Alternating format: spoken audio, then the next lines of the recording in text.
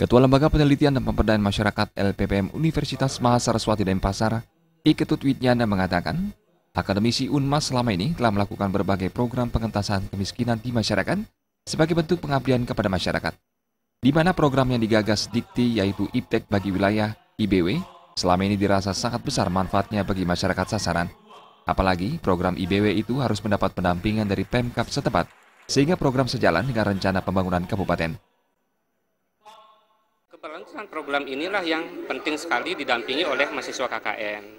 Jadi yang arahnya adalah kalau program itu sudah berlanjut, ya tentu kalau memang luarannya itu adalah merupakan penghasilan masyarakat meningkat, tentu disitulah sasaran terakhir.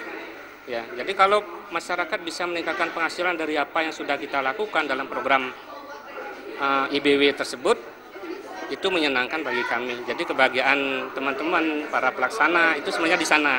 Jadi kita tidak, kalau pengabdian itu kan orientasinya bukan uang, tapi bagaimana ikut serta membangun masyarakat, kemudian berupaya agar masyarakat itu nantinya bisa mandiri.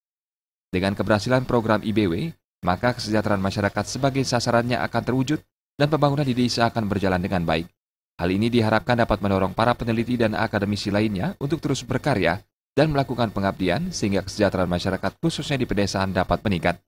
Purnama dan Adi Setiawan, Bali TV.